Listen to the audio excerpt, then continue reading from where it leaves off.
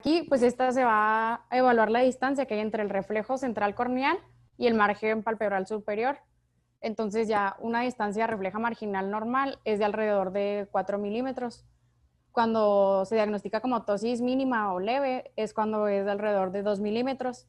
Y cuando es moderada es cuando es de 1 milímetro. Y ya grave es cuando es alrededor de 0 milímetros esta medida. En cuanto a la altura de la hendidura vertical, que es lo de la parte de arriba de la diapositiva, esta es la distancia que hay entre los bordes de los párpados superior e inferior y se va a considerar normal en hombres cuando es de entre 7 a 10 milímetros y en mujeres cuando es de 8 a 12 milímetros. Entonces, cuando hay una disminución de 2 milímetros pues en esta medida, se va a considerar leve. Ya cuando es de 3 milímetros se considera moderada y ya de 4 milímetros o más se considera como grave. Y en cuanto a la función del músculo elevador, aquí se va a medir al colocar pues el pulgar sobre la ceja del paciente y el paciente le vamos a pedir que vea hacia abajo y ya después hacia arriba lo máximo posible que se pueda y se va a medir esta distancia pues con una regla. Entonces una función del elevador de 15 milímetros se considera como normal. Ya cuando es de 10 se considera que está reducida por un tercio y ya cuando una función es de 5 milímetros, pues va a estar reducida por 2 tercios, entonces quiere decir que la función de este músculo pues es mala. ¿Qué relevancia tendría el poder hacer esta distinción entre los grados de tosis o los tipos de tosis? Porque no es la misma tener una tosis moderada, pero con una buena función del elevador, ¿verdad? Por el tipo de No, ¿qué tratamiento, se ¿no? les ocurre Es que que sería la importancia en esto? venían distintos tipos de Exacto. cirugías o así. Entonces, esto te ayudaba para saber qué tipo de Ujú. cirugía le podías dar al paciente que fuera pues mejor para él.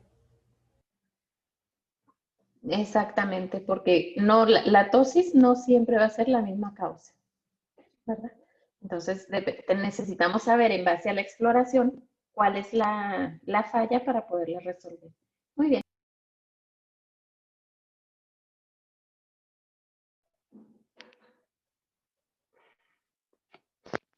¿Me escuchan bien?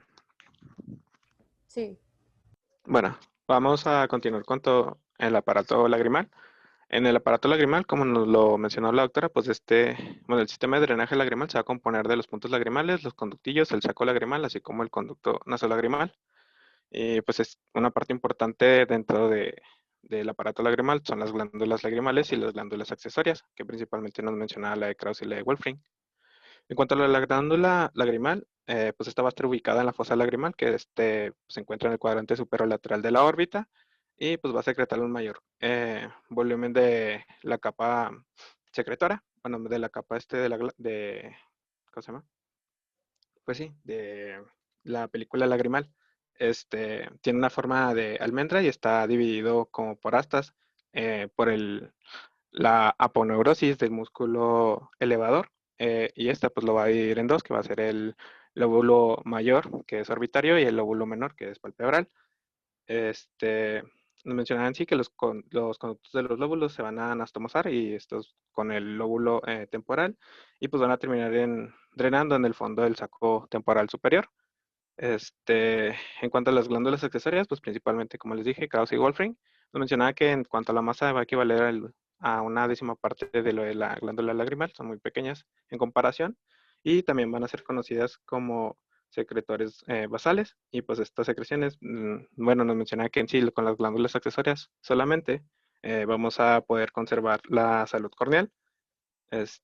Y pues estas mismas, también es importante mencionarlo, que van a carecer de conductillos y pues se van a localizar en la conjuntiva, principalmente en el fondo de saco superior y en el borde tarsal superior, que es en la imagen de la derecha inferior. Ahí podemos observar las glándulas de Krauss y de Wolfring sobre el corte transversal. Como les mencioné, en el sistema secretor lagrimal, pues tenemos está dividido por tercios, principalmente de qué es lo que lo compone, que son las células caliciformes, que estas van a estar principalmente, pues, bueno, están en toda la conjuntiva y pues van a ser secretoras de mucina, que esta va a ser la capa más interna de la película lagrimal. Las glándulas lagrimales, estas van a ser bueno, las principales, así como las accesorias, van a producir la capa acuosa intermedia. Y en cuanto a las células tarsales de meibonio, estas van a producir la capa externa, que va a ser de lípido y pues va a estar liberado por estas mismas. En cuanto a las lágrimas, nos mencionaba que principalmente van a estar compuestas por proteínas y agua. En cuanto a las proteínas, podemos encontrar la mucina, la lactoferrina, así como la lipocalina. En cuanto a los lípidos también, y bueno, perdón, también podemos encontrar lípidos, así como enzimas, que principalmente nos mencionaba la lisozima. Y pues las lágrimas también pueden contener glucosa, urea, sodio y potasio. Este, en cuanto al sistema de drenaje, pues nos mencionaba en sí que cuando los párpados se van a cerrar, esto por completo, pues lo que hacen es que, como en una cremallera, del centro hacia los lados, van a distribuir las lágrimas. Esto va a ser de una manera uniforme por toda la córnea. Y ya de aquí se va a liberar al sistema de drenaje, que pues esto va a ser en su extremo medial. Y nos menciona pues en sí A que ver, las... espérame tantito. El cierre va a ser más bien de lateral a medial. Sí, Porque perdón. si cerrara, ¿verdad? Pues si Sí, sí, cerrara es primero el de lateral medial, a la pues ya medial no se para... drena. Sí. Ok, Bueno, muy bien. como dijo la doctora, de lateral a medial, y esto para que haga su drenaje correcto en el extremo pues, medial. La velocidad de la producción de las lágrimas va a ser igual a la de la evaporación, entonces pues realmente vamos a tener una poca cantidad en el sistema de drenaje. Eh, Cuando las lágrimas ya llegan al saco conjuntival, pues estos mismos bueno, las lágrimas entran por los puntos lagrimales y esto principalmente se da por atracción capilar. Entonces ya al momento de cerrar los párpados, eh, el músculo orbicular pretarsal, pues va a rodear la ampolla y va a contraer, con lo que va a evitar que las lágrimas se escapen de los conductos. Y pues en sí, a la vez que va a pasar el parpadeo y se va a retraer, hacia la cresta lagrimal posterior y va a aplicar la tracción hacia la fascia. Entonces esto va a envolver al saco lagrimal y va a ocasionar que los conductillos, tanto superior como inferior, se van ¿cómo se llama? Pues a cerrar. Y bueno, ya de aquí pues se van a cortar y se van a hacer van a generar una presión negativa, con lo que pues va a pasar hacia el saco. Y esto va a funcionar pues como un bombeo dinámico y las lágrimas van a ser atraídas hacia el saco y ya de ahí por gravedad pues, y pues gracias a la elasticidad que existe van a atravesar hacia el conducto lagrimal y pues esto van a ir bajando hasta el meato inferior de la nariz, que así es como va funcionando en sí ¿cómo se llama? El aparato lagrimal, el sistema de drenaje. ¿Alguna duda hasta aquí? Bueno, y ya de aquí nos íbamos a las patologías que existían en cuanto a pues el trabajo que nos mencionó la doctora principalmente. El primero que nos mencionaba es el Dacrcele, que pues puede ser observado como en la imagen se ve, como una masa azulada, esta va a ser en región nasal inferior al canto medial, y pues nos mencionaba que se puede acompañar de epífora, que pues es lagrimeo constante.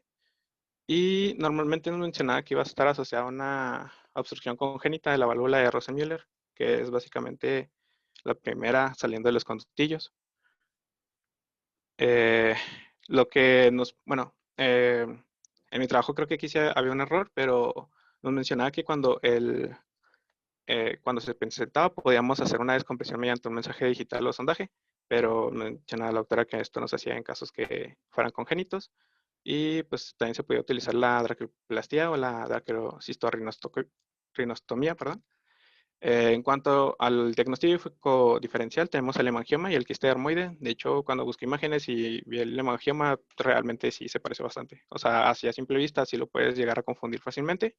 Y las complicaciones que podemos observar en el dacrocele son la dacrocistitis, la obstrucción nasal, así como quistes. ¿Cuál sería la diferencia, Fernando, entre lagrimeo y epífora? Pues la epífora es más bien ¿cómo se llama? O sea, es algo excesivo, ¿no? Y puede ser producido también como bueno, es que la secreción puede ser por emociones y por irritación, pero principalmente sería por irritación física. No, la diferencia, en ambos casos hay un exceso de lágrima. Ajá. La diferencia radica en que epífora, el término epífora lo vamos a aplicar cuando estemos hablando de que hay un desbordamiento de la lágrima porque hay una oclusión en la vía de drenaje. Ok. Y cuando es un lagrimeo, no implica que tengamos una oclusión, pero se desborda porque hay el llanto o hay un irritante o lo que sea. O sea, las causas, suponte tú que puedan ser las mismas, pero cuando hay una obstrucción de la vía lagrimal, aun cuando no estés llorando, hay un desbordamiento de la lágrima, porque como bien mencionaste, hay una producción basal de lágrima. O sea, el ojo Ujú. siempre tiene lágrima. Y aunque la basal se supone no me va a producir la gota como tal, pero si tengo obstruido el drenaje normal, claro que se va a desbordar. ¿Sí? Y ahí es donde Ok, hablamos de epífora. ¿Ok? Bien. bueno. Continuando, tenemos la dacrocistitis, que pues esta puede ser mencionada como la inflamación bueno, una inflamación por obstrucción del conducto nasolagrimal. En cuanto a la etiología, tenemos diferentes patógenos que pueden ser el Streptococcus pneumoniae, Haemophilus influenzae y algunas especies de Staphylococcus. En sí, el cuadro clínico general es lagrimeo, así como un aumento en las secreciones. Y en caso de que sea agudo y crónico, tiene distintos cuadros clínicos que en cuanto al agudo se ve una inflamación, dolor e hinchazón, así como una hipersensibilidad en el tendón frontal medial y pues esto en el área del saco lagrimal. Y en cuanto al proceso crónico, puedes presentarte simplemente con lagrimeo y una formación de crustas en las pestañas. De esto, la formación de crustas en pestañas nos mencionaba que era pues muy sugestivo a esto mismo. Y pues en sí, en cuanto al tratamiento en estos pacientes, podemos darle el antibiótico dirigido contra el microorganismo causal, entonces tenemos que hacer la identificación de este mismo. Y también se puede utilizar el sondeo nasolagrimal, que nos iba a dar aproximadamente un 75% de curación. Y ya en casos más extremos, o igual una dacrocistorrinostomía, que pues puede llegar a ser como se ve en la imagen, ya en casos severos o que los pacientes realmente sí lo necesitan, que básicamente se hace como que un conducto como tal y ya sobrepasas la misma obstrucción. Entonces, viendo los agentes causales, ¿cuál sería el tratamiento médico? El tratamiento antibiótico.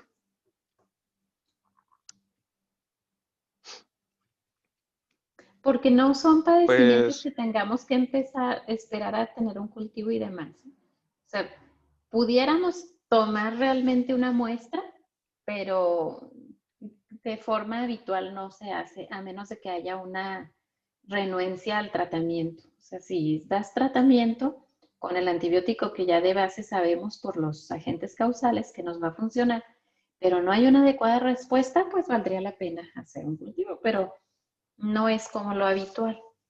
Entonces, ¿qué vamos a dar de tratamiento? Podría ser amoxicilina con ácido clavulano. Amoxicilina. Exacto. Muy bien. ¿A qué dosis la vamos a dar, María? Híjole, ¿para qué Ay, contestas? ya le fallé. Pero ya lo pusieron en su trabajo, muchachos. Bueno, realmente Sí. fueron pocos los que lo pusieron, pero lo vimos la clase pasada. De hecho, yo les comenté. Sí, había dicho 875 miligramos, ¿no? En adulto, con De amoxi, 125. de Ajá, de ácido amoxi y clavulánico. 125 ácido clavulánico. ¿Y cada cuándo se lo das? Cada 12. Cada 12 horas. Cada 12 horas. Ajá. Tenemos que darle el tratamiento de 10 a 14 días, en ocasiones más tiempo. Si no nos responde, pudiéramos agregar un segundo medicamento, pero habitualmente hay una buena respuesta. Miren, aquí en la fotografía que nos pone su compañero, déjenme sacar mi... Oye, ahora no voy a poder usar mi lapicito, ¿o qué? Ay, no me sale. Bueno, en la fotografía donde dice dacriocistorrinostomía, ahí si se fijan, hay una solución de continuidad atrásito donde está el saco. Sí lo podemos ver. Quería yo señalarles, pero no puedo. Entonces, ahí no. Ajá. En esta zona, nosotros vamos a hacer una incisión justo a un lado del dorso de la nariz. Oblicua. Disecamos y llegamos hasta el hueso.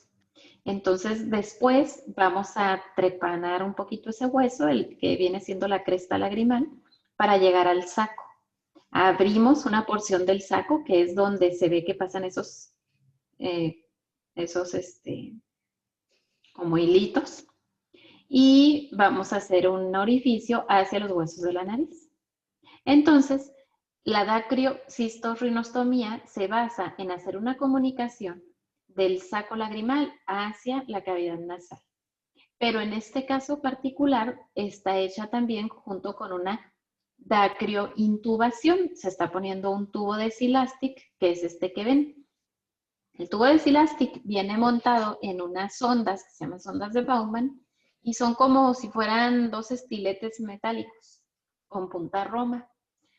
Dilatamos el punto lagrimal inferior y luego pasamos en la porción vertical del conducto, jalamos el párpado hacia el sector temporal para rectificar ese conducto y entonces pongo mi sonda horizontal hasta que toque hueso. Una vez que toca hueso, pongo en posición vertical y ya estoy pasando a través de se supone que pasaría por el conducto nasolagrimal. En este caso, pues lo voy a pasar hacia la cavidad nasal, lo recibo con una pinza y saco un extremo. Después me voy al punto lagrimal superior con el otro extremo de la sonda y lo mismo y anudamos. Entonces, el poner esta dacriointubación me permite que haya una como ferulización al momento de la cicatrización en donde no se vuelva a cerrar este conducto. ¿Ok? Muy bien, vamos a seguir. Muy bien. Continuando, tenemos la dacriostenosis, que nos mencionaba que en sí esta patogenia puede ser congénita o adquirida. Y pues en sí, cuando es congénito, es el desarrollo insuficiente de conductos nasolagrimales. En cuanto a los infantes, cuando se da, el sitio de obstrucción principal donde ocurre es en la membrana que recubre la válvula de Hasner, que la válvula de Hasner es la última antes de llegar al meato inferior. Entonces, que pues, es la como que más estrecha que se ve. Nos mencionaba que en sí, cuando hay una falla de la canalización del conducto, hasta el 87% de los neonatos se va a completar de manera espontánea. Entonces, realmente, pues, simplemente es ver la evolución del paciente. Y nos menciona que en sí, el 90% de los recién nacidos va a ser evidente aproximadamente al primer mes. Nos menciona también que se puede dar el 5 al 6% de la población mexicana. Y en cuanto al diagnóstico, lo podemos hacer clínicamente, así como con un sondaje o una irrigación del sistema de drenaje lagrimal. Esto con fluoresceína, pues para ver dónde está la obstrucción. Y pues el tratamiento también nos lo mencionaba como una dacriocistorrinostomía, pero pues esto es en caso ya de los adultos, ¿verdad? En los infantes principalmente, pues es ver la evolución del mismo paciente. Mira, en el caso de, ¿cómo a qué edad se resuelve espontáneamente la obstrucción? Como en el 90% de los pacientes.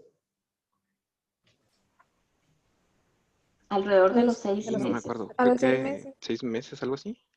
Alrededor de los 6 meses. Entonces, el tratamiento inicial va a ser dar un masaje. El masaje, fíjense que no sé por qué no puedo poner mi marcadorcito, no tiene nada que ver con la forma en que ustedes lo presentan, ¿no? No sé. Ni yo. Bueno. ¿Ahí no puede? Es que me hicieron ándale. pero no sé si... A ver, déjame ver. Sí, ahí ya me salió. A lo mejor que me tenías bloqueada, ¿eh? Qué gacho. Bueno, tendríamos que hacer, tóquense, miren, bueno, vamos a ver para que me puedan ver antes de escribir aquí. Vamos a tocar entre el borde y el ojo, abajito donde se siente aquí una protuberancia que sería el tendón cantal medial. Toquemos ahí. A ver, alguien que ponga acá su video para ver si lo estamos haciendo correcto.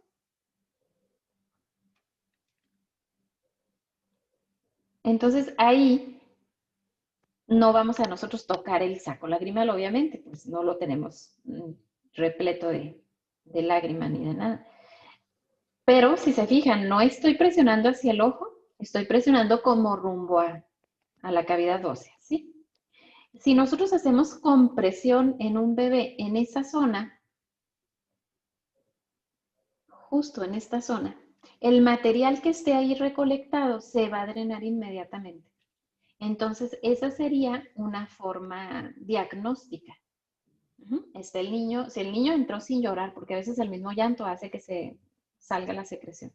Entonces, al presionar nosotros en esa zona, que lo podemos hacer ya sea con un dedo o con un hisopo, y obtener en abundancia secreción, es un diagnóstico de dacroestenosis, aparte del cuadro clínico característico. Entonces, el tratamiento va a ser un sondeo de la vía lagrimal. Cuando nosotros pasamos las ondas, así como se los comenté ahorita con la otra cirugía, vamos a vencer esa obstrucción. Entonces, primer paso, paso en posición vertical. Y luego tracciono mi párpado para esta zona, rectifico mi sonda y la pongo en horizontal. Cuando topo con hueso, la vuelvo a poner en vertical y entonces ya puede salir por aquí. ¿Ok? Eso es un sondeo. Pues frecuentemente la hacemos bajo anestesia con sedación. Bueno, personalmente a mí me agrada más hacerlo con sedación. Hay médicos que lo hacen en consultorio. Lo ideal es conocer bien la vía y poderlo hacer. Se resuelve en un alto porcentaje, pero es efectivo hasta más o menos una edad de 1 año o 2 meses, alrededor de esa edad, porque ya más grandes, como que ya es más la fibrosis y no vamos a resolver el cuadro con un sondeo de vía lagrimal. En ese caso, probablemente la dacrointubación. Sondeo con dacrointubación, dejamos el tubito ahí y si después de pasados de 3 a 6 meses quitamos el tubo y se vuelve a obstruir, pues definitivamente una dacriocistorrinostomía. ¿Ok? Pero el diagnóstico en niños así pequeños, pues no es tanto hacer la irrigación, sino simplemente hacer la palpación. Debemos de recomendarle a los padres que pues tengan un buen aseo de la piel, que no sea con raspándole esta zona, porque al último el niño termina con la irritación y es más por eso que buscan la cirugía que por el mismo cuadro. Tratar de siempre estar haciendo aquí la compresión para liberar esa secreción y que no se genere una conjuntivitis. El problema es que estos pacientes tienen conjuntivitis de repetición. ¿Y qué les daríamos de antibiótico tópico en caso de una conjuntivitis?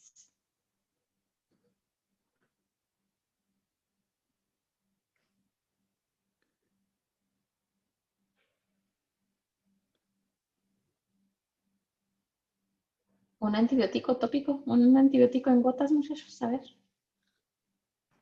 Cloranfenicol. Podemos empezar con cloranfenicol, o sea, aunque parezca que, uy, si el cloranfenicol no funciona, pues resulta que es un antibiótico de amplio espectro y sí funciona. Entonces, le vamos a dar un ciclo de 1 gota cada 4 horas, unos 10 días, siempre dando masajito. El masaje puede ser tratando de empujar la secreción hacia arriba o tratando de empujar hacia abajo para forzar que se abra esta zona. Hay artículos que mencionan que con o sin masaje, los que se van a permeabilizar solos, se van a permeabilizar solos. Entonces, de cualquier manera está indicado el hacer el masaje. Y explicarle a los papás que es probable que se pueda resolver solo alrededor de los 6 a 9 meses y si no se resuelve, pues hacer un sondeo. Si los papás son muy ansiosos, si la piel del bebé se ve muy lastimada y demás, pues se puede hacer el sondeo. Se hace, bueno, yo lo haría bajo sedación. Muy bien, seguimos. Muy bien. Uy. Siguiendo con la exposición, pues tenemos la canalicolitis, que esta puede ser mencionada como la inflamación crónica del canalículo lagrimal. Principalmente se va a observar en el canalículo inferior y en cuanto a la etiología, principalmente nos mencionaba Actinomyces israelí, También se pueden dar por infecciones virales como el virus del herpes simple, así como por infecciones cándida o fusarium, bueno, algunas especies de fusarium, propinebacterium, enterobacter, así como nocardias. En cuanto al cuadro clínico que podemos observar en los pacientes, va a ser el lagrimeo, ojos rojos, así como una sensación de cuerpo extraño y la presencia de secreción acuosa mucopurulenta. Al examen físico se va a observar una hiperemia conjuntival tarsal, así como vulvar en el área del canalículo afectado. Y pues lo que le tenemos que hacer a estos pacientes es el examen microbiológico, así como pues checar en sí todo el cuadro clínico para poder llegar al diagnóstico. Y también nos podemos hacer, bueno, nos podemos ayudar de una dacrocistografía, así como una sonografía. Y en cuanto al tratamiento, nos mencionaba que se puede hacer una canaliculotomía, así como la utilización de compresas calientes y pues el antibiótico contra los microorganismos previamente mencionados, que pues en caso de que sean virales, pues obviamente no. Y pues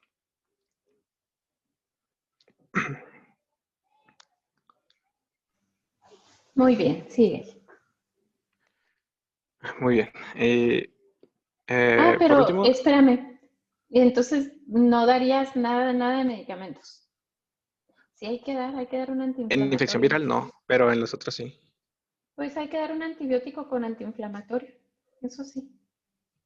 Porque si es un cuadro molesto, entonces le podemos dar una INE, por ejemplo. Pudiéramos dar este ibuprofeno, 400 miligramos cada 8 horas, más las medidas que tú comentaste. Y la canaliculotomía es una buena alternativa. Muy bien, sigue.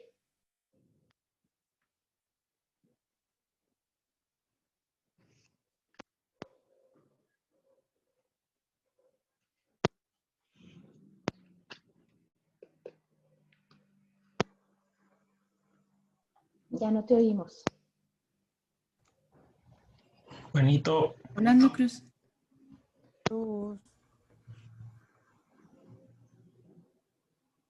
Lo hemos perdido, muchachos. ya se le terminó de descomponer el micrófono. Pues sí. Juanito, Alguien manda Ok, un ya. mensaje. Es que se me Ya. trabó, no sé qué onda. Dejé de escuchar. Ok. ok. ¿Ya me escuchan? Sí, Sí. Ok, perdón. Bueno, por último, nos mencionaba la dacrodenitis. De hecho, no sé si se acuerdan, en la clase pasada la doctora nos mencionaba que había uno que tenía una forma curviada y pues es que pues como tal la dacrodenitis va a ser una inflamación de la glándula lagrimal. La etiología va a ser igual, Staphylococcus aureus principalmente, así como Streptococcus pyogenes o Neisseria gonorrhoeae. En caso de que se presente agudamente, que esto es principalmente en niños, y va a ser como una complicación de una infección viral que va a ser previa, como una parotiditis, el virus de Epstein-Barr, así como sarampión. En casos crónicos, esto va a ser va a ser la forma más frecuente de encontrarlos y va a ser una inflamación que va a durar aproximadamente más de un mes. Suele ser bilateral y va a ser indolora y pues puede estarse asociado a enfermedades sistémicas como una sarcoidosis, enfermedad de Graves, así como un síndrome Sjögren y linfoma. En cuanto al cuadro clínico, como podemos observar en la misma imagen, pues van a presentar dolor orbitario supertemporal monocular, o sea, ¿no? Con eritema satélite, así como en estos pacientes, dependiendo, puede llegar a incluso presentarse de la diplopia, así como el exoftalmos. En cuanto a tratamiento, pues principalmente es antibiótico, como se puede utilizar la cloxacilina o amoxicilina con ácido clavulánico por vía oral. Y en los niños también se pueden utilizar cefalosporinas de segunda o tercera generación intravenosos. Acuérdense de poner dosis, muchachos. Pues cloxacilina no hay aquí. Podemos usar dicloxacilina. Y creo que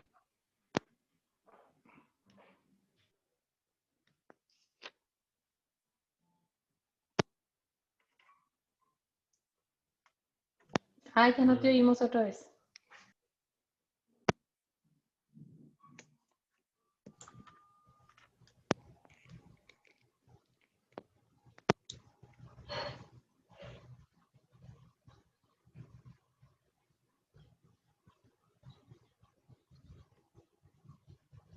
Cruz.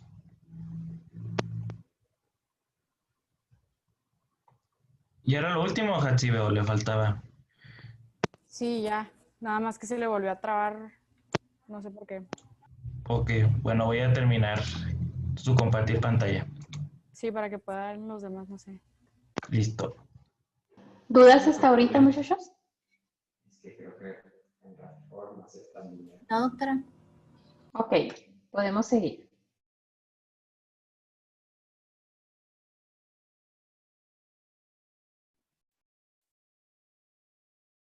Doctora, ¿hasta qué tema es primer parcial? Me parece que está córnea, pero déjame, lo corroboro y te digo. Ok.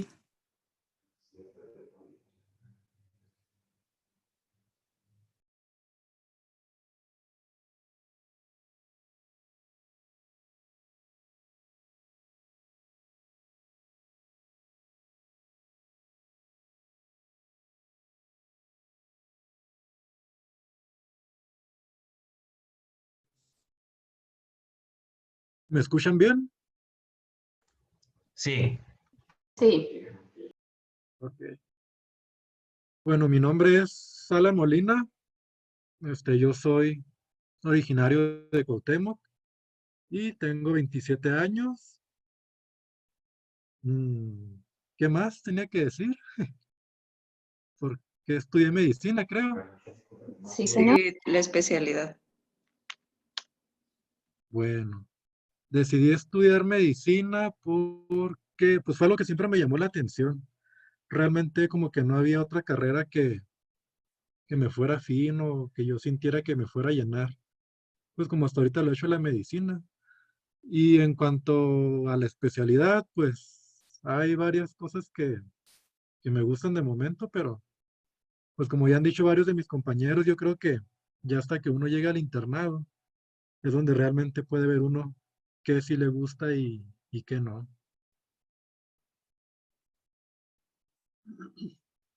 Bueno, mi equipo que está conformado por Priscila y por Paco y por mí, pues les vamos a hablar acerca de lo que es conjuntiva. Bueno, primeramente vamos a comenzar definiendo qué es la conjuntivitis. Pues como su nombre lo dice, va a ser la inflamación de la conjuntiva. Tenemos pues que esta va a ser la enfermedad ocular más común en todo el mundo y que va a variar desde una hiperemia ligera con un simple lagrimeo hasta su forma más grave que pues ya va a consistir de secreciones purulentas. Tenemos que en cuanto a las conjuntivitis infecciosas, pues la conjuntivitis viral va a ser la más frecuente y va a predominar principalmente en las épocas de verano. En cuanto a la conjuntivitis bacteriana, pues tenemos que va a ser la segunda causa más frecuente de conjuntivitis y que va a ser el responsable de la mayoría de los casos de conjuntivitis en niños. Aproximadamente el 50 al 75% de las conjuntivitis pues va a ser de etiología bacteriana y con un mayor predominio en las temporadas de diciembre a abril. Tenemos también lo que es la conjuntivitis alérgica, que va a ser una causa también frecuente de conjuntivitis. Y en la población, pues tenemos que aproximadamente 15 al 40% pues, va a ser debido a esta causa y con un predominio principalmente en las épocas de primavera y verano. Bueno, tenemos que la conjuntivitis se va a clasificar pues en dos tipos, principalmente la infecciosa, que va a estar principalmente dada por virus y bacterias, y las no infecciosas. Aquí pues ya va a incluir lo que es la conjuntivitis alérgica, la que va a estar desencadenada por sustancias tóxicas o por inflamaciones secundarias debido a otros tipos de procesos, ya sea tanto a procesos eh, de inmunológicos o algún proceso de tipo neoplásico.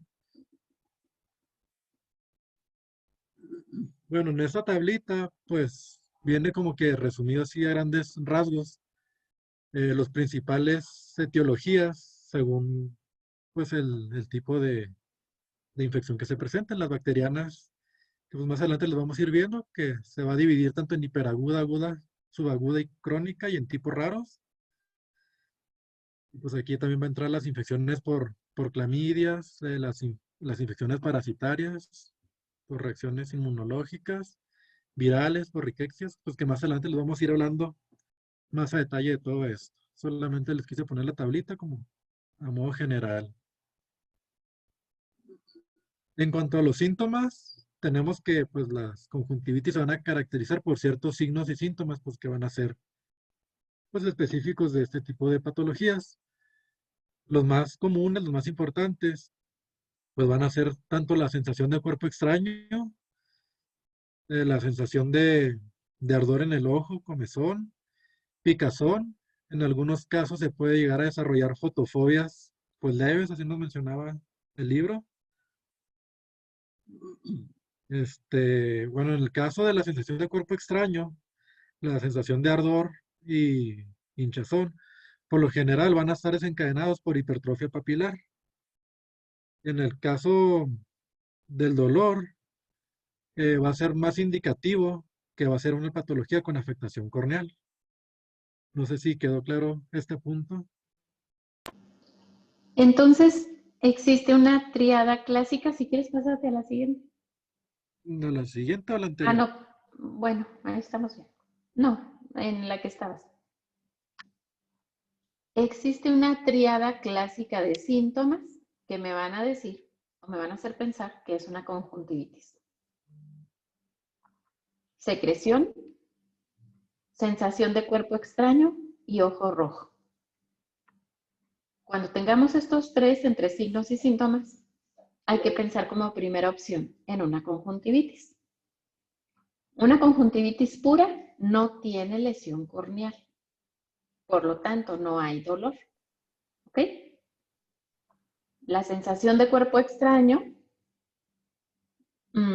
se puede manifestar al inicio como si fuera prurito, como si fuera picazón, el traer una basurita o cierto ardor. Muy bien, síguele, doctor. Bueno, en cuanto a los signos, pues los característicos van a ser la hiperemia, lagrimeo, exudado en el caso de las infecciones bacterianas, pseudoptosis, hipertrofia papilar, quemosis, aparición de folículos y linfadenopatía preauricular, que como vamos a ir viendo, pues es de los signos más característicos. Y aquí pues tenemos esta pequeña imagen de cómo se estarían observando pues los diferentes signos. Bueno, tenemos ¿Cuál es la...? Ah, ¿nos vas a hablar de cada uno? Sí. Ah, ok, Bueno, muy bien. bueno, Bueno, no síguele en y sí, luego vemos. que bueno. En cuanto a la quemosis conjuntival, pues tenemos que va a ser un edema de lo que es la conjuntiva, que va a estar acompañado de hiperemia, que va a afectar con mayor frecuencia lo que es la conjuntiva vulvar y los fórnices. Aquí, pues la quemosis va a aparecer como resultado de inflamaciones agudas o reacciones alérgicas, también de hipersensibilidad que van a afectar pues a lo que es la conjuntiva, párpados y lo que es la órbita. Bueno, y pues aquí les puse también esta pequeña tablita que venía ahí en el libro, que nos ayuda a diferenciar un poco de pues, los diferentes tipos de conjuntivitis en cuanto a los principales síntomas que nos van a ir pues presentando. No sé si quiera que nos detengamos un poquito en esto, doctora. Sí, yo creo que sí. Bueno, pues como ya les comenté en un principio, pues las principales manifestaciones clínicas va a ser comezón, hiperemia, lagrimeo, exudados, adenopatías. Y más adelante, pues vamos a ir viendo en los hallazgos de laboratorio, qué es lo que se va a ir viendo, pues qué tipo de células se irán viendo según el tipo de patología. Y pues también va a haber ciertas situaciones donde se pueda presentar, pues algunos otros síntomas de infección sistémica. Aquí es importante pues como que aprendernos bien esa tablita porque nos va a ayudar a discernir un poco de qué tipo de conjuntivitis se está presentando. Por ejemplo, en el caso de la comezón, si se fijan, el único que presenta una comezón pues más profusa va a ser en el caso de la conjuntivitis de tipo alérgico. En el caso pues de la hiperemia, pues va a ser generalizada en los 4 tipos principales de conjuntivitis. Fíjate que En hay la, algo importante en la hiperemia. Un síntoma clásico de muchas enfermedades oculares es la hiperemia. Entonces tenemos que empezar a diferenciar estos tipos de hiperemias. En el caso de las conjuntivitis, observen cómo están las fotografías. Me están respetando básicamente el área alrededor de la córnea. ¿Ok? Entonces, en este sentido, la conjuntivitis nos va a dar una hiperemia mayor en conjuntiva vulvar y en conjuntiva tarsal. ¿Ok? Y la perilímbica, pues, va a estar básicamente respetada. Bien, doctor, sigue. pues en cuanto al lagrimeo, nos menciona que pues únicamente va a ser más profuso en el caso de las infecciones de tipo viral. Los exudados, pues va a ser otra característica de este tipo de afecciones. En el caso de la que es bacteriana o que es por clamidia, tenemos que se va a apreciar pues sí, un exudado purulento, pues más profuso. Si se fijan, pues en la imagen, en el caso de la conjuntivitis bacteriana, pues se puede ver ahí representado un poquito lo que es el exudado. Y en cuanto a los demás tipos de conjuntivitis, pues se fijan el color en el caso de la bacteriana, de la viral, perdón, es un poco más claro, más hialino, por así decirlo, igual en el caso de la alérgica. Entonces es un dato clínico pues muy importante que nos va a ayudar también a identificar la etiología pues, sí, de la patología. En el caso de la adenoma preauricular, perdón, pues va a ser común en ciertos tipos, menos común en algunos otros y pues más adelante vamos a ir viendo, va a ser algunas situaciones en las que va a ser no doloroso, en otros que va a ser hipersensible y otros que va a ser muy doloroso, lo maneja el libro. Entonces, pues, más adelante vamos a ir viendo y todo esto igual. En el caso de los exudados, pues va a ir variando también el tipo de células que se encuentran, dependiendo también pues el agente causal. Y aquí pues también lo que es el dolor de garganta y la fiebre, pues va a estar relacionada principalmente a los tipos viral y bacteriano. No sé si quiera comentar alguna otra cosa, doctora. Ya cuando veamos patologías específicas nos vas a decir cuándo, o sea, los tipos de secreción, ¿verdad? Que si Sí. es purulenta, mucopurulenta, hialina. Ok. Bueno, pues vamos a comenzar hablando con lo que es las conjuntivitis bacterianas. Esta pues se va a dividir en aguda, que a su vez se va a dividir en hiperaguda y subaguda, y en crónica. Aquí en el caso de las agudas tenemos que van a ser pues, más que nada benignas, autolimitadas y con un periodo de duración no mayor a 14 días.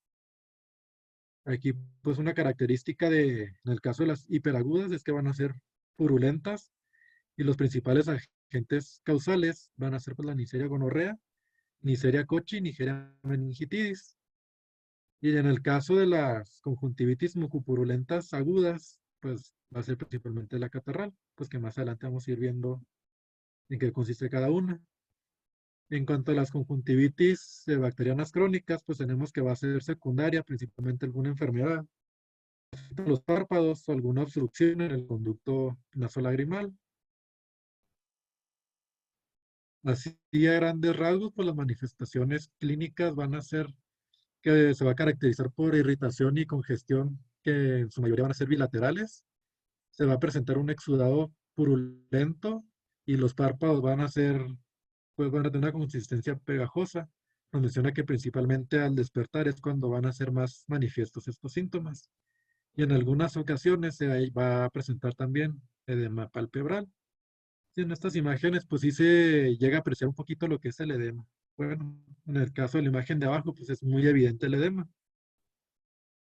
La infección, pues casi siempre va a comenzar por un ojo y puede llegar a diseminarse al otro. Nos menciona que por contacto directo, mano-ojo, en algunas ocasiones, que es un poco menos común también por el contacto con ropas.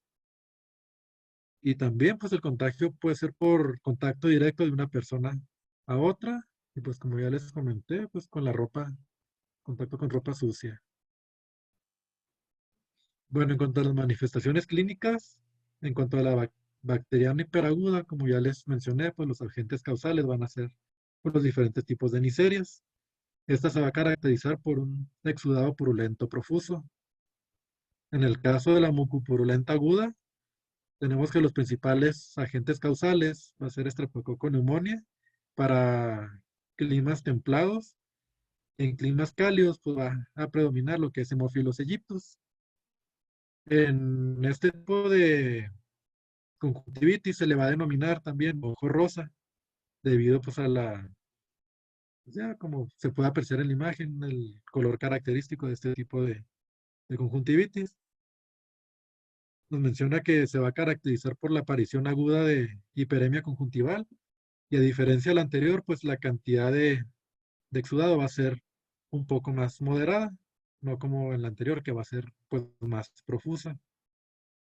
En el caso de la subaguda, pues tenemos que los principales agentes causales va a ser el Haemophilus influenza, que va a ser un exudado pero de menor cantidad y con tendencia más a ser un poco más acuoso. Y en cuanto a la bacteriana crónica, pues crónico se va a definir con una duración superior a 4 semanas. Y pues como ya estuvimos mencionando anteriormente, está relacionado principalmente con algún tipo de obstrucción del conducto o dacrocistitis crónica, como vimos con Cruz ahorita. Y por lo general este va a tender a ser unilateral.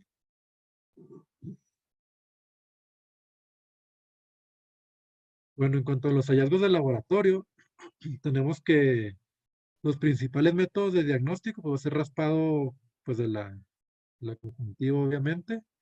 Y aquí lo que más se utiliza son los métodos de tinción con o Giemsa, no sé cómo se pronuncia. Bueno, aquí en ese tipo de patología pues se van a detectar principalmente neutrófilos polimorfonucleares. Y en todos los casos pues se va a recomendar por los raspados para exámenes microscópicos y de microcultivos. Y también pues nos menciona que pues sí van a ser obligados en todas las enfermedades que van a ser purulentas. Y algo importante es que aquí pues el tratamiento no se va a, a detener en lo que se obtienen los resultados, sino que se va a obtener un tratamiento empírico y después que se tenga un resultado más acertado, pues ya se va a comenzar con un tratamiento específico.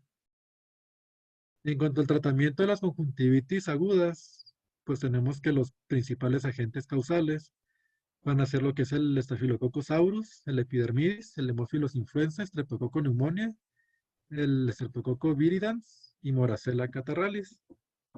Y aquí pues nos menciona 4 tipos de tratamientos principales. Vamos a comenzar con lo que son los aminoglucósidos. Aquí se nos menciona como primer tratamiento el ungüento con gentamicina. Y se nos menciona que va a ser a razón de 4 aplicaciones por día durante una semana. También lo tenemos en solución. Este va a ser de 1 a 2 gotas, aplicadas también 4 veces al día durante una semana. Y otro ungüento a base de obramicina, con una aplicación de 3 veces al día durante una semana. Fíjense que no sé si todavía haya gentamicina comercial. Tiene rato que no la veo, pero obramicina sí. Entonces, lo mismo, la mayoría de los pacientes son niños o adultos jóvenes, ¿verdad? Entonces, si es un adulto que está trabajando o es un niño que tiene que ir a la escuela, el ponerle ungüentos va a ser difícil porque generan visión borrosa. Entonces, ahí lo que se sugiere es que empecemos con gotas. Habitualmente al fondo de saco le cabe una sola gota. Entonces, tendremos que recetar tobramicina, solución oftálmica, 1 gota cada 4 horas por 10 días. Ajá. La forma de aplicarla, bueno, espero ahí estarme viendo. Vamos a pedirle al paciente que mire hacia arriba, vamos a tocar párpado inferior y jalamos ligeramente para dejar al descubierto el fondo de saco y entonces la gota se va a poner cayendo en fondo de saco. Una vez que la gota cae al fondo de saco, hay que cerrar párpado y por último soltarlo y pedirle al paciente que no lo apriete. Eso favorece que haya una mejor absorción. Si nosotros nada más ponemos la gota así, la mayor parte se va a derramar. Si una vez que cae la gota el paciente lo aprieta, la mayor parte se va a salir. ¿Ok? Entonces, esa sería la técnica de aplicación de gotas para cualquier tipo de gotas. Y entonces los ungüentos los podemos destinar para en la noche, sí son muy útiles, porque como son en mayor concentración, quedan mayor permanencia en la superficie, pues nos ayuda mucho, sobre todo cuando va a durar algunas horas con el ojo cerrado. Y de ungüento también contamos con tobramicina, con cloranfenicol. Las gotas pueden ser, bueno, ahorita vas a hablar de todos los demás. Pero hablando específicamente de los aminoglucósidos, está la tobramicina. Creo que nada más. A ver, síguele. Ahorita hablamos de los demás. Bueno, en cuanto a los macrólidos, tenemos lo que es la acitromicina. Esta se va a aplicar 2 veces al día durante 2 días y luego va a disminuir la dosis a 1 gota al día por 5 días. Va a ser un tratamiento total de 7 días. En cuanto a la eritromicina, se va a aplicar 4 veces al día por 1 semana. Nada más La que, pues, acitromicina salió ahorita una presentación que es nada más 1 gota cada 12 horas, 3 días. Parece que está dando buen resultado. Y la eritromicina nada más la tenemos en presentación en ungüento. Entonces volveríamos a recomendarla pues específicamente por la noche. Bueno, en cuanto a las sulfonamidas, tenemos también otro ungüento de sulfacetamida. Nos menciona que este se va a aplicar también 4 veces al día y al acostarse también durante una semana. Y en solución, pues, la aplicación va a ser de 1 a 2 gotas cada 2 a 3 horas durante 1 semana. Entonces, este es como que un poquito más incómodo por la frecuencia de aplicación. Y también tenemos lo que son las gotas combinadas, que va a consistir de trimetoprim con polimixina B, de 1 a 2 gotas 4 veces al día durante 1 semana. Esta última es muy irritante. Bueno, también los aminoglucósidos pueden causar desepitelización corneal. Entonces se sugiere en específico la polimixina, más bien cuando estemos hablando de moraxela. Porque creo que el riesgo-beneficio es mejor utilizar o una sulfa, un aminoglucósido o hasta el mismo cloranfenicol. ¿Qué ocurre con la conjuntivitis bacteriana aguda? Que puede ser autolimitada con o sin tratamiento. En alrededor de 1 semana el paciente se va a aliviar. ¿Por qué damos tratamiento? Pues porque queremos acortar los síntomas y darle bienestar a nuestro paciente en más corto tiempo. Muy bien, síguele, doctor.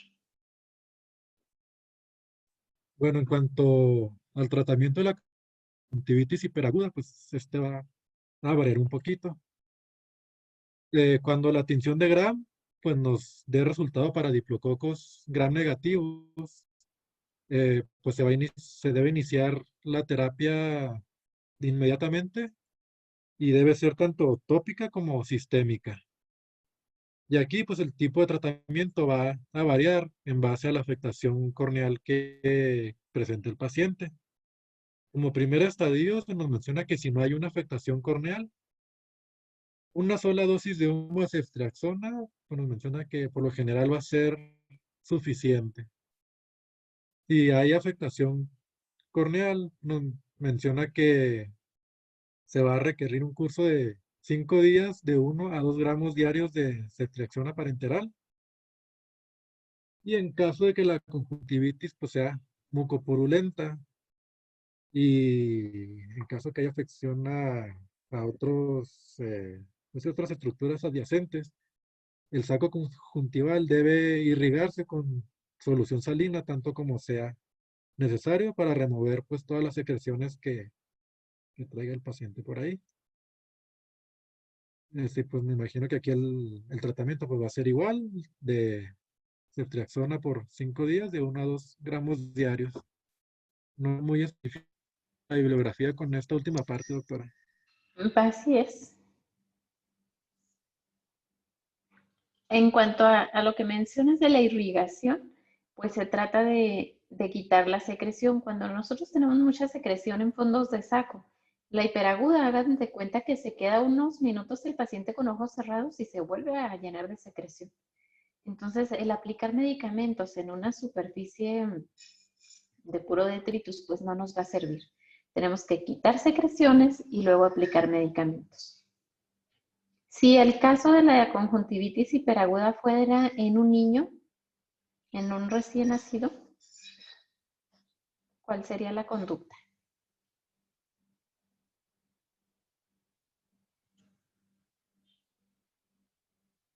Porque pues puede adquirirla al paso por el canal del parto, ¿no?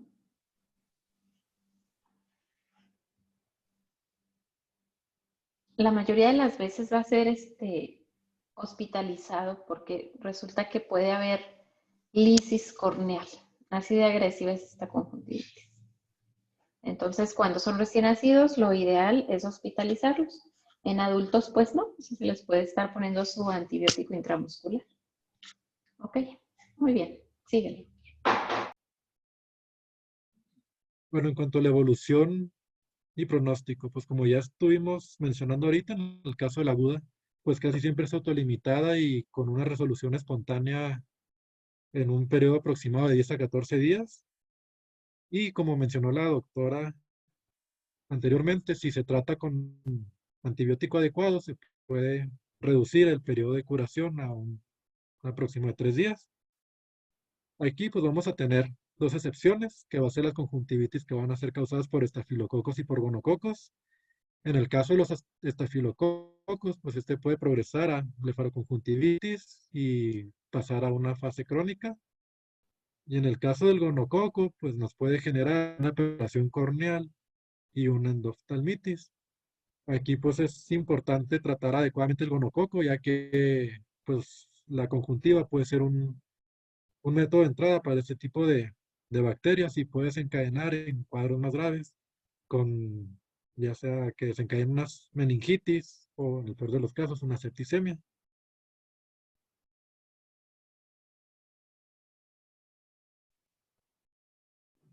Bueno, en cuanto a las complicaciones, pues tenemos principalmente 3, que va a ser la blefaritis marginal, la cicatrización de la conjuntiva, que pues va a ser un estadio un poco más avanzado, y la ulceración marginal, que va a ser la más grave de las complicaciones que se va a presentar, que pues es básicamente lo que ya les mencioné, que va a ser como un facilitador para que los gonococos entren hacia lo que es a la circulación sistémica.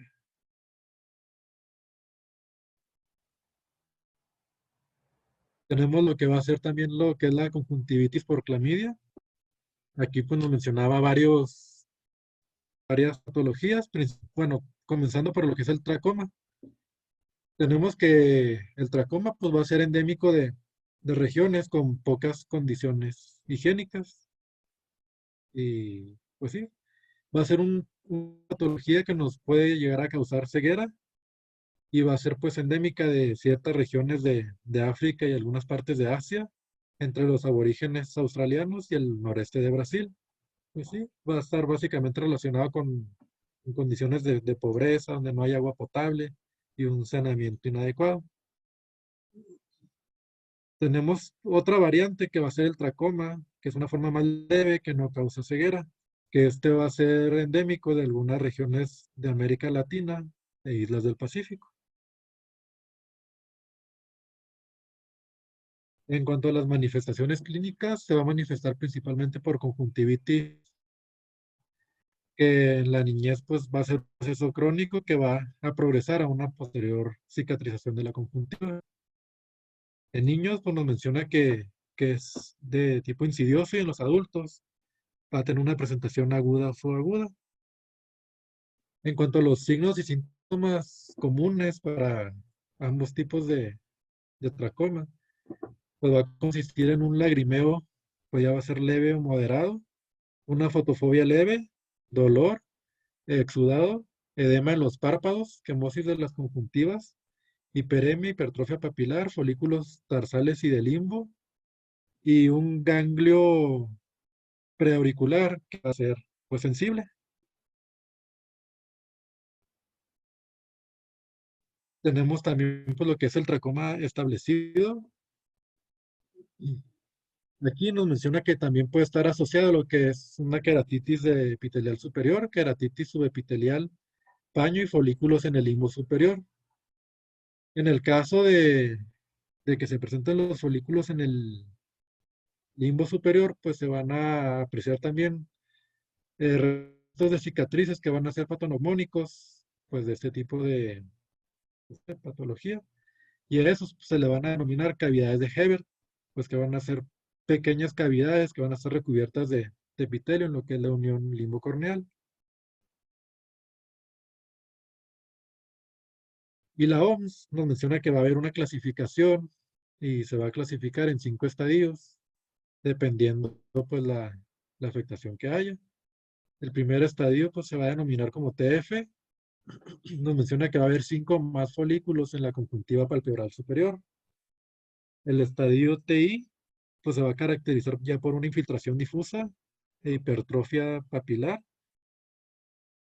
Y nos menciona que pues va a haber un oscurecimiento del 50% de los vasos profundos pues, normales.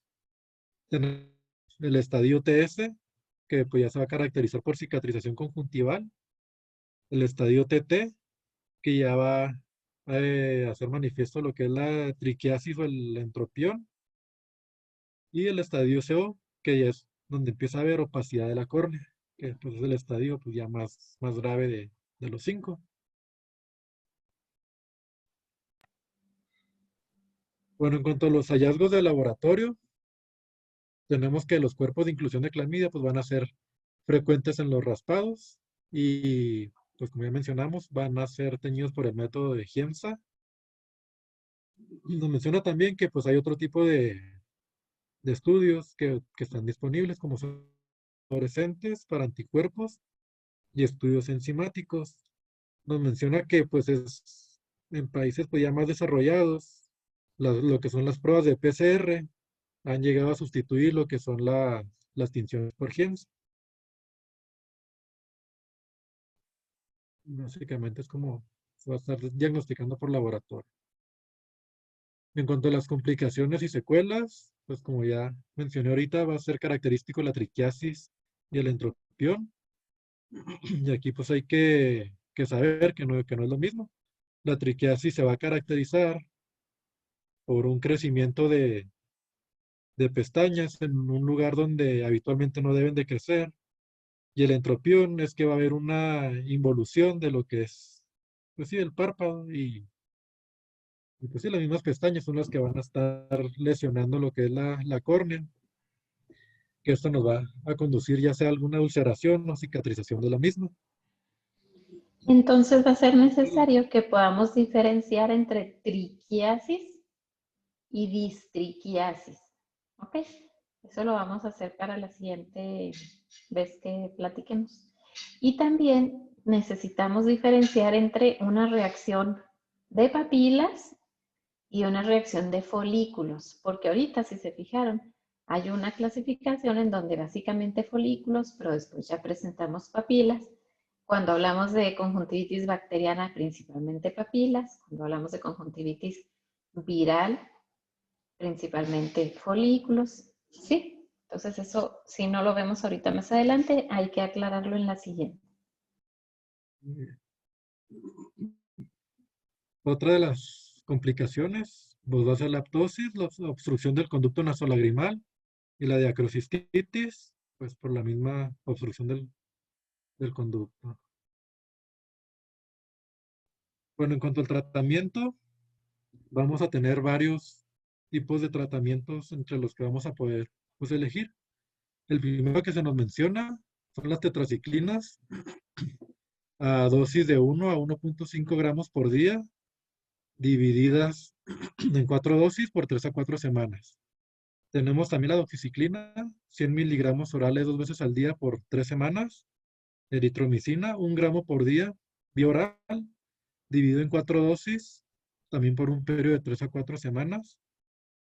Y aquí una indicación, pues muy importante, es que no deben de administrarse tetraciclinas sistémicas en niños menores de 7 años y en personas embarazadas.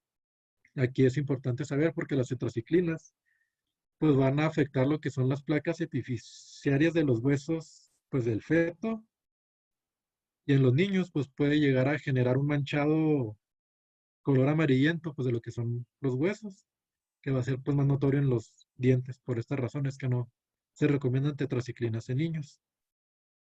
Y la citromicina pues nos menciona que también es efectivo contra el tracoma, y la dosis se nos menciona de 1 gramo vía oral para los niños. Bueno, y en cuanto a los países desarrollados, nos menciona que la corrección quirúrgica de la triquiasis, pues es lo indicado para evitar la cicatrización o la ulceración, pues en etapas pues, más avanzadas del que es el tracoma.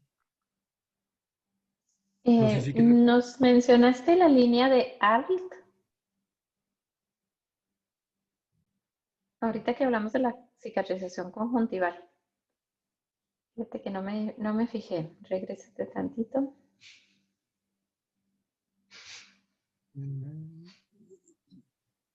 No, se me hace que no. Bueno, la línea de Arlt es una cicatrización que se presenta en la conjuntiva tarsal superior y se ve como una línea horizontal, como 2 milímetros o 3 del borde. Ese también es un dato patognomónico. Muy bien, síguelo, doctor. Bueno, tenemos lo que es la conjuntivitis de inclusión. Bueno, va a ser generalmente bilateral.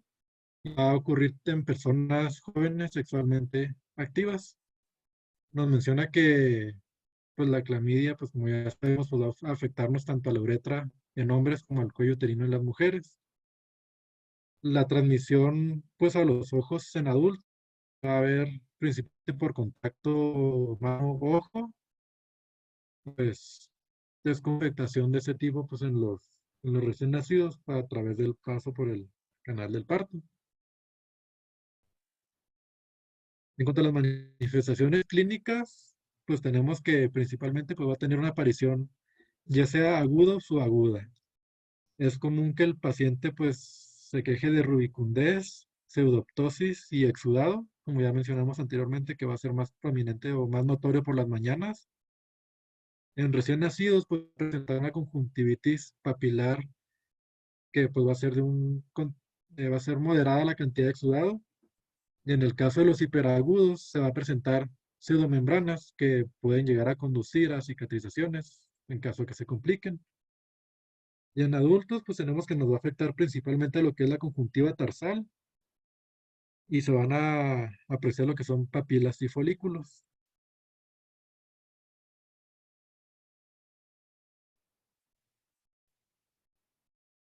En cuanto a los hallazgos de laboratorio, pues aquí ya nos menciona, pues como método principal para el diagnóstico las pruebas de ELISA y las PCR, pues ya que son más prácticas que las tinciones por GIEMSA.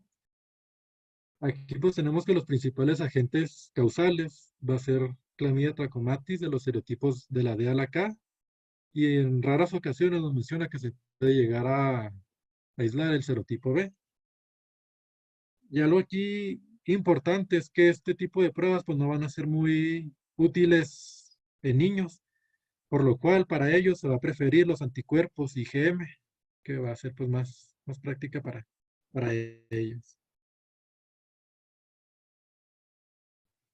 En cuanto al tratamiento, nos menciona que para niños es recomendado la eritromicina por vía oral a razón de 50 miligramos por kilogramo por día, dividido también en 4 dosis, por lo menos en un periodo de 14 días.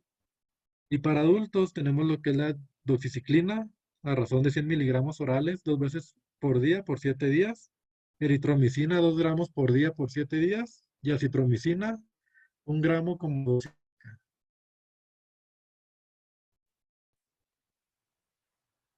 Ahora vamos a hablar un poquito de lo que son las conjuntivitis virales. La primera que nos menciona la bibliografía es la conjuntivitis viral folicular aguda. Pues esta se va a caracterizar por fiebre a razón de 38 a 40 grados. También se va a manifestar por dolor de garganta y conjuntivitis folicular. Los folículos en este tipo de patología pues van a ser muy prominentes. Se va a presentar también lo que es congestión, lagrimeo, queratitis epitelial superficial. Una característica de la linfadenopatía es que va a ser no dolorosa. Entonces, es una manera para distinguirla, pues sí, del origen de la etiología viral. Los adenovirus principales que van a causar este tipo de van a ser los tipos 3, 4 y 7. Aquí, pues, el diagnóstico es meramente clínico, es predominante principalmente en niños, y este tipo de afecciones ha estado relacionada principalmente a albercas mal cloradas. Son autolimitadas y van a tener una resolución espontánea aproximadamente en 10 días. Tenemos también lo que es la queratoconjuntivitis epidémica. Tenemos que esta pues, va a ser unilateral o bilateral. También se va a caracterizar por congestión conjuntival, dolor y lagrimeo. Y va a tener un periodo aproximado de duración de 5 a 14 días. Tenemos que en este periodo también se puede llegar a presentar lo que es fotofobia, queratitis epitelial y opacidades, así como se pueden ver pues, en la imagen de la derecha.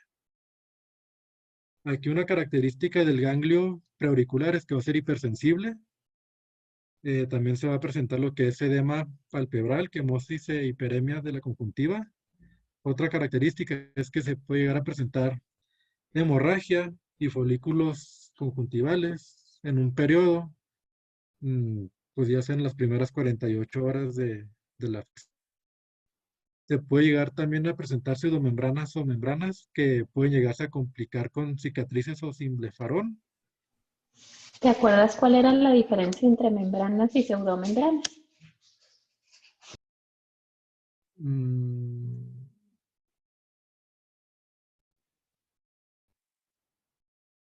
O alguien que se acuerde y que nos comparta.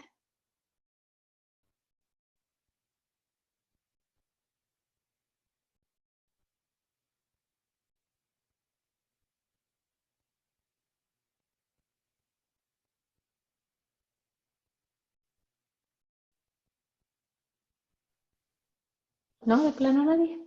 Se me hace que les voy a empezar a preguntar por nombres, muchachos, porque luego digo, ¿y si estarán? No estarán.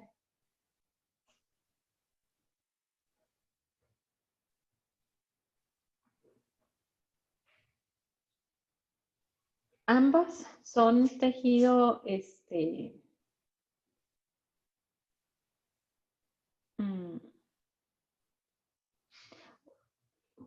pues ya, pues purulento, digamos, o tejido necrótico. ¿Sí? Es como de desecho. Pero se forman en la superficie de la conjuntiva.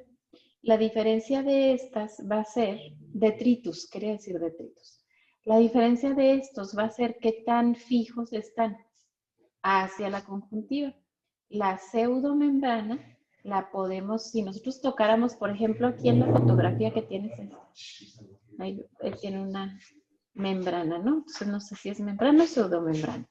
Si en esta zona pongo yo un hisopo, intentando que se adhiera al hisopo y levanto suavemente y se despega sin dejar una superficie cruenta, es una pseudomembrana.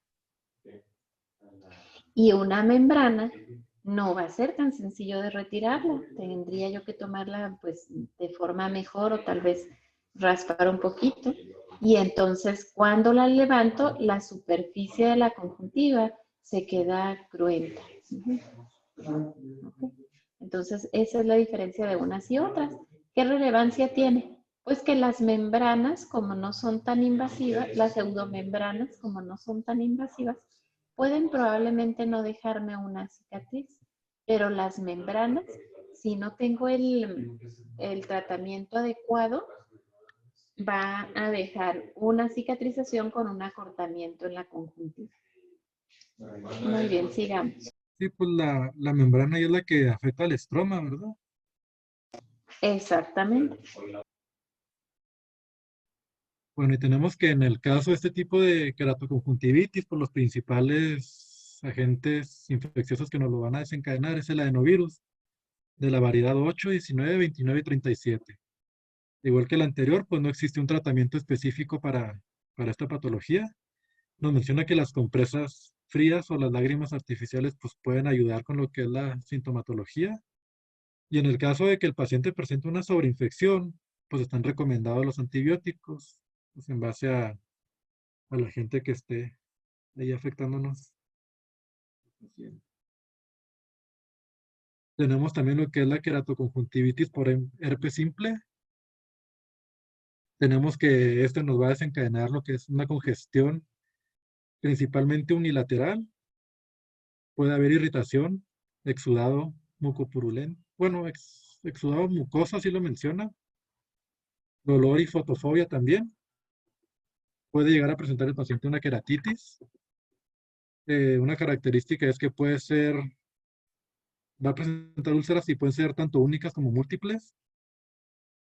En el caso de la conjuntivitis folicular, pues nos menciona que puede llegar a desarrollar pseudomembrana. Se pueden llegar a presentar también vesículas que van a estar asociadas generalmente con edema. Una característica del ganglio preauricular es que este va a ser hipersensible.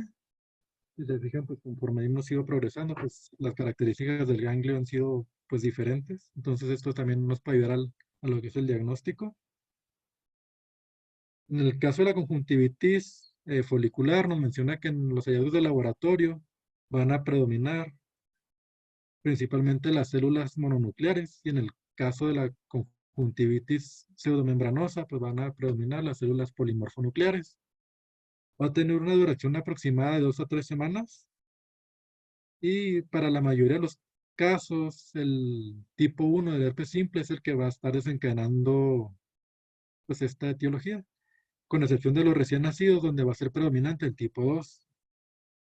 Aquí se recomiendan pues, los antivirales tópicos por un periodo de 7 a 10 días, el aciclovir al 3%, 5 veces al día por 10 días, o en caso que deseemos utilizar el aciclovir por vía oral, la dosis es 400 miligramos, 5 veces al día por 7 días.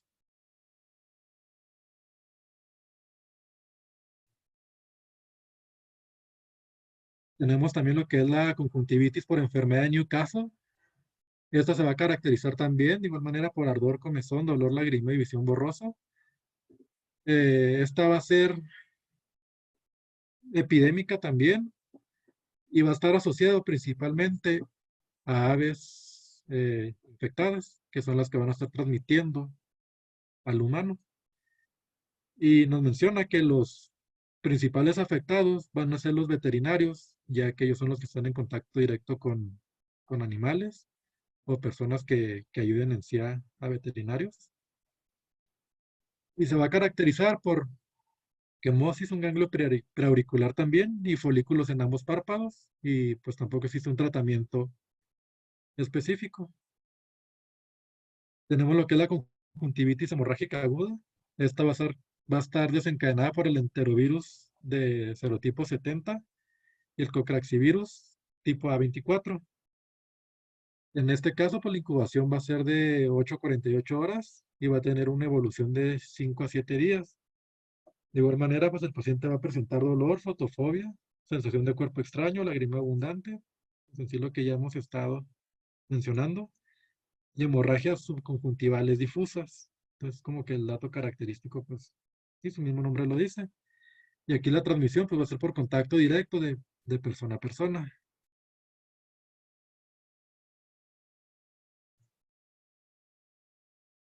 Tenemos las conjuntivitis virales que van a ser, pues, crónicas. La primera que se nos menciona es la blefaroconjuntivitis por molusco contagioso. Este se va a caracterizar por un nódulo en los márgenes palpebrales, así como se puede apreciar en la imagen que está blanco y negro. También se va a caracterizar por una conjuntivitis folicular crónica, queratitis superior y paño en la parte superior. Y aquí pues la reacción inflamatoria se va a caracterizar por ser de células mononucleares. Va a haber una lesión pues no inflamatoria redondeada, serosa blanca, con un centro umbilicado, que va a ser característico de este tipo, que es la que se está pudiendo apreciar en la imagen también a blanco y negro. Ahí es donde se puede ver redondeada, pues, y con un centro, ajá, y la que está un poquito más arriba, si no me equivoco. Ajá. Y en este caso, pues el tratamiento se va a hacer por decisión, pues incisión simple del nódulo, o la crioterapia también va a ser útil para la resolución de este. Acuérdense que en el caso del molusco contagioso es muy importante que quitemos lesión completa, porque si no, pues hay más diseminación. Entonces sí, hay que tratar de quitar completita la lesión.